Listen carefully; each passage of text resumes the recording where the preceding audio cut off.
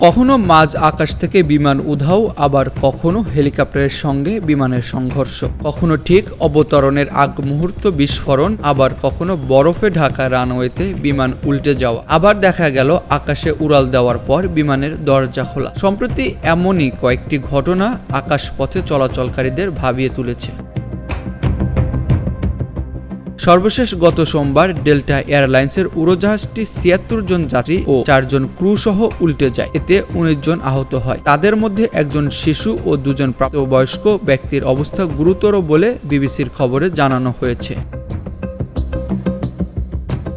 প্রাথমিক প্রতিবেদনে জানা গেছে, উড়োজাহাজটি রানওয়েতে অবতরণের সময় উল্টে যায়। তবে জরুরি সাড়া প্রদানকারী দল দ্রুত ব্যবস্থা নেওয়ায় বড় ধরনের প্রাণহানি এড়ানো সম্ভব হয়েছে।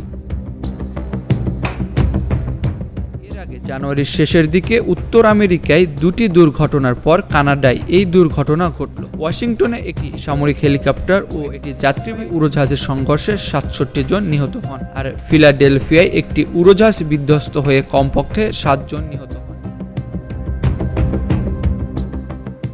দক্ষিণ কোরিয়ার একটি বিমানবন্দরে ১৮১ জন যাত্রী সহ একটি বিমান বিধ্বস্ত হয়েছে। এতে ১৭৬ জন মারা যায়। দেশটির দক্ষিণ পশ্চিমাঞ্চলীয় অঞ্চলে মুয়ান আন্তর্জাতিক বিমানবন্দরে রানওয়ে থেকে ছিটকে গিয়ে পাশের দেয়ালের সঙ্গে সংঘর্ষ হলে হতাহতের এই ঘটনা ঘটে।